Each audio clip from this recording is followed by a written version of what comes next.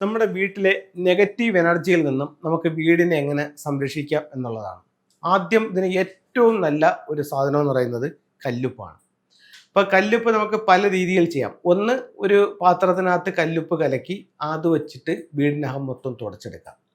രണ്ട്, കല്ലുപ്പ് നമുക്ക് 4 ബൗളിനകത്താക്കി 4 മൂലകളിലായിട്ട് വെക്കാം. 4 മൂലകളിലായിട്ട് വെച്ചിട്ട് പിന്നെ ഡെയിലി മാറാം ഒരാഴ്ച.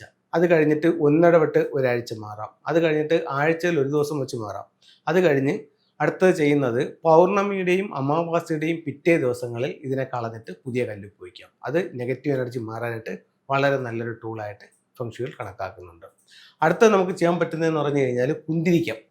കുന്തിരിക്കം എന്ന് പറഞ്ഞു കഴിഞ്ഞാൽ കുന്തിരിക്കം, ഗ്രാമ്പു, കല്ലുപ്പ് ഇത് മൂന്നും കൂടെ പൊടിക്കുക. പൊടിച്ചിട്ട് നമുക്ക് വീടിൻ്റെ പ്രധാന വാതിലിൽ നിന്ന് ഇത് പോയിക്കാം. അകത്തേക്ക് കയറി ക്ലോക്ക് വൈസ് എല്ലാ സ്ഥലവും കറങ്ങി പുറത്തിറങ്ങുക. അപ്പോൾ ആ ഉള്ളിലുള്ള നെഗറ്റീവ് എനർജികളെല്ലാം ഒഴിവാകാനായിട്ട് ഈ കുന്തിരിക്കത്തിൻ്റെ പുക കൊടുക്കുന്ന നല്ല റിസൾട്ടാണ്. ചേർത്തുകൊണ്ട് ഒരു 10-21 ദിവസം ചെയ്യുകയാണെന്നുണ്ടെങ്കിൽ നല്ല ഫലം നിങ്ങൾക്ക് കിട്ടും. അത് കഴിഞ്ഞ് അടുത്തൊരു പോയിന്റ് എന്ന് പറയുന്നത് നമ്മുടെ വീട്ടിലിരിക്കുന്ന ഫർണിച്ചറുകളുടെ ഒരു പൊസിഷൻ ഒന്ന് ചേഞ്ച് ചെയ്യണം. ഇപ്പോൾ നമ്മൾ ഒരേ സ്ഥലത്ത് തന്നെ ഇങ്ങനെ ഇരിക്കുമ്പോഴത്തേക്ക് അവിടെ ഒരു നെഗറ്റീവ് എനർജി ക്രിയേറ്റ് ആവും.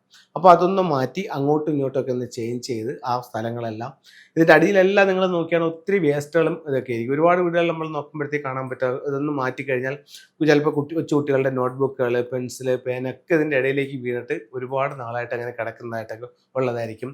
പല സെറ്റിയുടെ അടിയിലെന്ന് പറഞ്ഞു കഴിഞ്ഞാൽ ഈ മുടി ചുരുണ്ട് അല്ലെങ്കിൽ നൂല് ചുരുണ്ടൊക്കെ ഇരിക്കുന്നതായിട്ട് നമുക്ക് കാണാൻ പറ്റും അടിഭാഗത്ത്.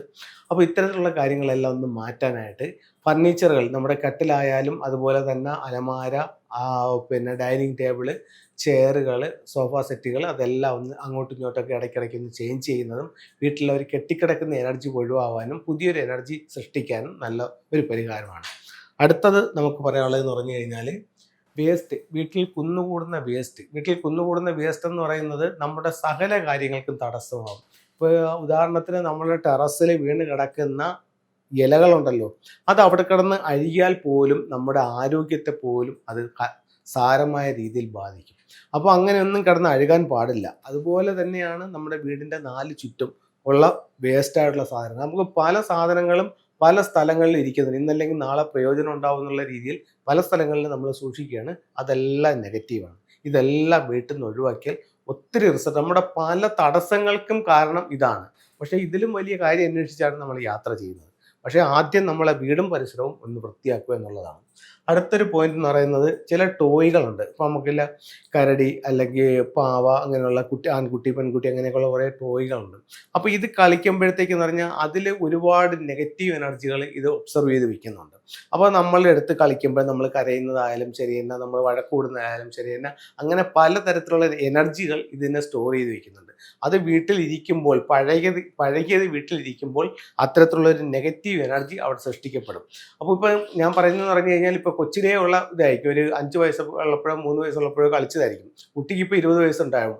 എന്നാലും ഈ സാധനം ഇപ്പോഴും അവിടെ സൂക്ഷിക്കുന്നുണ്ടെങ്കിൽ അത്തരത്തിലുള്ള ടോയ്കൾ നല്ലതല്ല. പുതിയ ടോയ് വാങ്ങിച്ചു തരത്ത് കളയാനല്ല ഞാൻ പറയുന്നത്. അത്തരത്തിലുള്ള ടോയ്കൾ നല്ലതല്ല. അപ്പോൾ അത്തരത്തിലുള്ള ടോയ്കൾ ഒഴിവാക്കുന്നത് നല്ലതാണ്.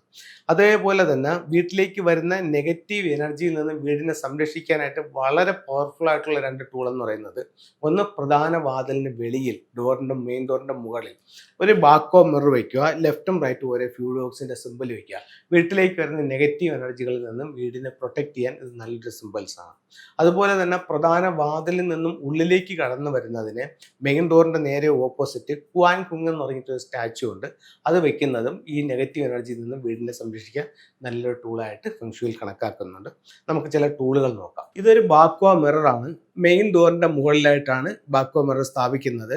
ഇതിൻ്റെ ലെഫ്റ്റും റൈറ്റും ഒരു ഫ്യൂഡോഗിൻ്റെ സിമ്പിൾസ് വയ്ക്കാം. ഇതാണ് ഫ്യൂഡോഗ്സ് എന്ന് പറയുന്ന സിമ്പിൾസ്. നേരത്തെ കാണിച്ച ബാക്വ മിററിൻ്റെ ലെഫ്റ്റിലും റൈറ്റിലും ഈ ഫ്യൂഡോഗിൻ്റെ സിമ്പിൾസ് വെക്കാം. ഇത് മെയിൻ ഡോറിൻ്റെ വെളിയിലാണ് വെക്കുന്നത്. മെയിൻ ഡോറിലേക്ക് നോക്കി നെഗറ്റീവ് എനർജി വീട്ടിനകത്തേക്ക് കടത്തി വിടാതെ വീടിനെ സംരക്ഷിക്കാനായിട്ട് സ്വീകരണ മുറിയിൽ വെക്കുന്നതാണ് ക്വാൻ കിങ് എന്ന് പറയുന്ന സ്റ്റാച്ചു. അപ്പോൾ ഇത്തരത്തിലുള്ള ഫെങ്ഷു ടൂളുകൾ നമ്മുടെ ജീവിതത്തിൽ ഒരുപാട് മാറ്റങ്ങൾ ഉണ്ടാക്കി തരാനായിട്ട് സാധിക്കും. എല്ലാവർക്കും എല്ലാ ഐശ്വര്യങ്ങളും ഉണ്ടാവട്ടെ എന്ന് പ്രാർത്ഥിച്ചുകൊണ്ട് നിർത്തുന്നു. നന്ദി, നമസ്തേ.